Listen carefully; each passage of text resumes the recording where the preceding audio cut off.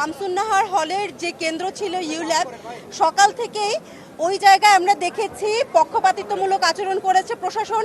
আমরা দেখেছি সকালবেলায় যখন ভোট কেন্দ্রে যখন পোলিং এজেন্টকে ভিতরে ঢোকানোর কথা বলছিল ইসলামী ছাত্র আন্দোলন, তখন তাদের পোলিং এজেন্টকে ভিতরে ঢুকতে দেওয়া হয়নি। সেই সাথে আমরা দেখেছি যখন ভোট কাস্ট হয়ে গিয়েছে, ভোট কাস্ট হওয়ার পরে 1 ঘন্টা পার হয়ে যাওয়ার পরও এলইডি স্ক্রিন অন হয় নাই।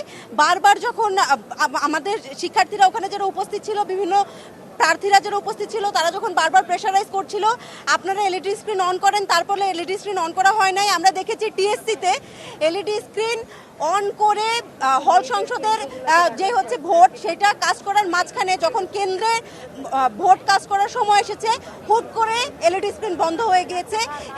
একই কাহিনী আমরা দেখেছি ইউল্যাবে।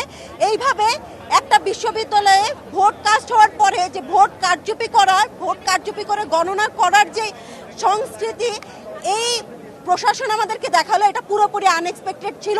গণ অভ্যুত্থানের চেতনার সাথে, গণ অভ্যুত্থান পরবর্তী ডাকসুর সাথে প্রশাসন এই ধরনের তামাশা করতে পারে না। প্রশাসনের এই ধরনের পক্ষপাতিত্বমূলক আচরণকে আমরা লাল কার্ড দেখাই। আমরা বলতে চাই যে এই অভ্যুত্থান পরবর্তী ডাকসুকে ভোট কাস্ট হওয়ার পরে কোনোভাবেই কারচুপি করে, কোনোভাবেই পক্ষপাতিত্ব করে বানচাল করা যাবে না।